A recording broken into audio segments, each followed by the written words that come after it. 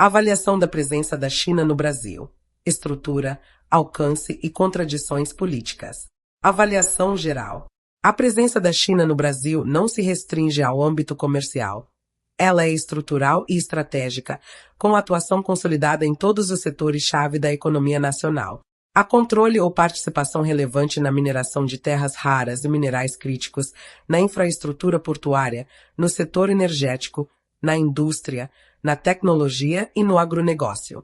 Trata-se de uma inserção gradual, porém consistente e ampla, guiada por interesses como segurança no abastecimento global, domínio tecnológico e influência geopolítica, operada por empresas muitas delas ligadas ao Estado chinês distribuídas por todas as regiões do país, além de deter poder significativo sobre as principais rotas de escoamento da produção brasileira. É importante esclarecer. Pela legislação brasileira, não existe posse direta de terras por parte de empresas estrangeiras. O que se verifica, na prática, é a titularidade de direitos de exploração, concessões, participação acionária ou controle total das operações, o que representa, em termos funcionais, o mesmo efeito que a propriedade efetiva. Setores, empresas, estados e municípios. Mineração e terras raras, maior importância estratégica. Este é o segmento onde a presença se mostra mais crítica. O Brasil detém uma das maiores reservas globais desses recursos. A China já controla parte expressiva da produção e da comercialização, sendo destino de 99,4% de todo o material extraído em território nacional. Amazonas, Presidente Figueiredo e Manaus Os Metals adquiriu a mineração Taboca por $340 milhões em 2024 e opera a mina de Pitinga. Extrai estanho, nióbio, tântalo e realiza a exploração de terras raras a partir de resíduos minerais. É considerado o principal ativo chinês na Amazônia. Minas Gerais, Vale do Jequitinhonha, Itajubá e região central BYD detêm direitos de exploração de lítio em duas áreas. O mineral é classificado como recurso estratégico e terra rara. Encton comprou a Cabelalto, em Itajubá, integrando a cadeia produtiva de baterias e soluções energéticas. Diversos projetos de menor porte em argilas de extração iônica tipo de terra rara de processamento simplificado contam com parcerias de empresas locais e capital chinês. Goiás, Mato Grosso e Paracatalão, Niquelândia e região amazônica MMG. China Minmetals adquiriu ativos de níquel da Anglo American por $500 milhões em 2025. Controla cerca de 60% da produção brasileira do mineral, fundamental para a fabricação de baterias e ligas metálicas especiais. Outras regiões Serra Verde Mineração. Atuação sob controle indireto. Praticamente toda a produção é destinada à China. Regiões Sul e Sudeste. Atividades de pesquisa e licenciamento em andamento em Santa Catarina, Rio de Janeiro e Espírito Santo. Resumo: Minas Gerais, Amazonas e Goiás são os estados de maior concentração. Em 2026, empresas chinesas controlam ou participam de mais de 40% dos projetos voltados para terras raras e minerais críticos em todo o país. Portos e logística, controle da saída da produção. Este elo fecha todo o ciclo econômico. Extrai-se o recurso, processa-se. Em seguida, define-se quem, como e por onde a produção é escoada. Estimativas indicam que cerca de 30% do comércio exterior brasileiro passa por terminais operados ou controlados por grupos chineses. São Paulo, Porto de Santos Cofco Internacional.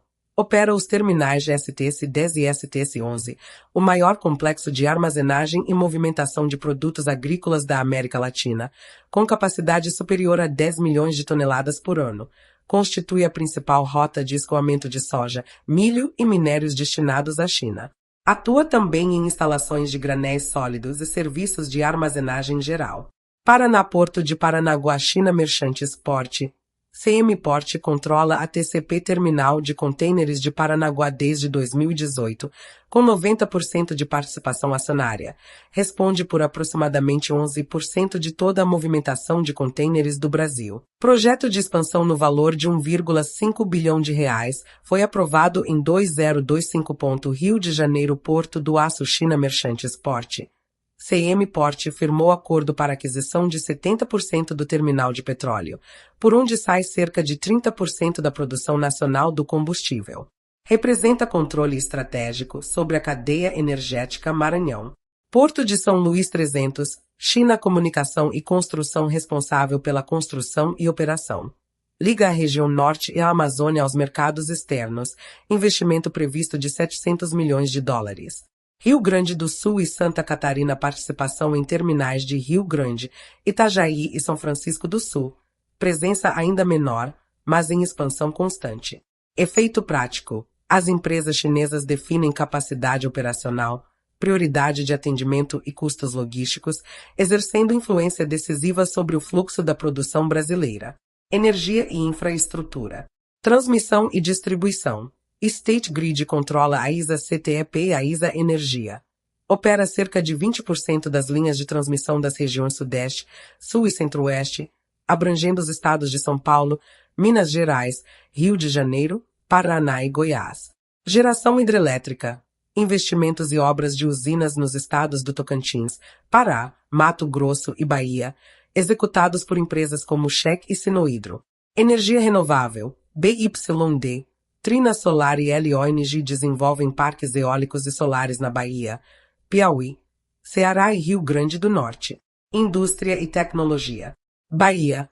Camaçari, BYD instalou sua fábrica de veículos elétricos, a maior unidade da marca fora da China, principal empregadora da região, com cadeia integrada de baterias e componentes. São Paulo Iracemápolis. GWM ocupa as instalações da antiga fábrica da Mercedes-Benz para a produção de veículos híbridos e elétricos. Espírito Santo Aracruz. GWM constrói nova unidade fabril, em fase de implantação. Rio de Janeiro Itatiaia. Marcas Moda e Jaeco, Grupo Chery, preparam o início de operação previsto para 2027. Goiás Catalão. GAC mantém parceria em linha de montagem já estabelecida. Paraná São José dos Pinhais. GL detém 26% do capital acionário da Renault do Brasil. Tecnologia e eletrônicos. Huawei, ZTE, Lenovo, Xiaomi, Oppo e GREE possuem unidades e representação em São Paulo, Rio de Janeiro, Curitiba, Manaus e Recife. A Zona Franca de Manaus se consolidou como polo de produção de equipamentos eletrônicos com participação expressiva de capital chinês. Agronegócio. COFCO atua em todas as etapas de aquisição, armazenagem, transporte e exportação com estrutura presente em todos os estados produtores: Mato Grosso do Sul, Goiás, Paraná, Rio Grande do Sul, São Paulo, Minas Gerais e Bahia. Sinochem fornece insumos como defensivos agrícolas e fertilizantes, sendo peça-chave na cadeia de suprimento do setor. Jingu e New Hope atuam com produção de rações, proteína animal e comercialização de grãos. Mapa resumido por estado. Amazonas, mineração, eletrônicos e produção na Zona Franca. Pará e Mato Grosso, mineração, energia e operações do agronegócio. Maranhão, infraestrutura portuária e logística. Bahia, produção veicular e energia renovável. Minas Gerais, terras raras, lítio e base industrial. Rio de Janeiro, portos, energia e obras de infraestrutura. São Paulo, sedes administrativas, logística, indústria e tecnologia. Paraná, terminais portuários, agronegócio e indústria automotiva. Rio Grande do Sul e Santa Catarina, agronegócio e manufatura diversificada. Goiás e Distrito Federal, mineração, energia e centros de distribuição. Avaliação de risco e impacto. Pontos positivos: geração de empregos, entrada de capital, transferência parcial de tecnologia, ampliação da capacidade produtiva e acesso a mercados consumidores. Riscos principais: dependência econômica. O Brasil se tornou fornecedor majoritário e quase exclusivo da China em diversos itens estratégicos. A falta de diversificação de parceiros deixa o país vulnerável a pressões geopolíticas. Controle logístico. A gestão de portos e terminais confere poder de decisão sobre o que, quando e como é exportado, criando mecanismos indiretos de influência ou restrição. Desigualdade tecnológica. Predomina o modelo de exportação de matérias-primas com baixo valor agregado e importação de produtos acabados de alta tecnologia, mantendo uma estrutura desigual de troca. Fragilidade regulatória. Ainda não existem regras específicas e rigorosas para a exploração de terras raras e para limitar a concentração de participação de capital estrangeiro em setores considerados vitais para a segurança nacional. Nível de inserção: alto e estrutural. Não se trata apenas de presença comercial, mas de integração à base econômica, produtiva e logística do país. Atualmente, é difícil imaginar o funcionamento de setores inteiros da economia brasileira sem a participação dessas empresas. Complemento: a hipocrisia política e o duplo padrão. Um dos pontos que mais geram questionamento, indignação e descrença por parte da população em relação aos setores de esquerda no Brasil é a gritante e evidente hipocrisia que marca seu discurso e suas práticas quando o assunto envolve soberania nacional, investimentos estrangeiros e relações internacionais. Quando o tema envolve os Estados Unidos, a narrativa muda completamente. Os mesmos grupos, lideranças e intelectuais que hoje defendem a parceria com a China, que minimizam sua presença massiva e que tratam a entrada de seu capital como algo natural e benéfico, assumem uma postura radicalmente oposta diante de qualquer participação americana no país, o que a população denuncia como hipocrisia pura e simples. Soberania: uma medida para dois pesos. Discurso contra os Estados Unidos. Quando se fala de empresas americanas, de acordos comerciais ou de parcerias estratégicas com os Estados Unidos, a defesa da soberania nacional é erguida como bandeira principal. Fala-se abertamente sobre ameaça imperialista, perda de controle sobre nossas riquezas e dominação estrangeira. Qualquer investimento ou presença americana é imediatamente classificada como neocolonialismo, perigo para a nação e entrega do patrimônio nacional. O argumento repetido é: eles querem nos dominar, querem nossas riquezas e não permitem que sejamos independentes. Silêncio ou apoio à China, diante da presença chinesa que, como detalhado anteriormente, está enraizada em setores vitais, controla direitos sobre terras, gere portos, detém a produção de elementos estratégicos como terras raras e exerce poder sobre nossa energia e logística, esse mesmo discurso desaparece completamente. Não se fala em ameaça à soberania. Não se menciona neocolonialismo. Não se acusa a entrega de recursos. Pelo contrário, essa presença é apresentada como parceria estratégica, necessária e inofensiva.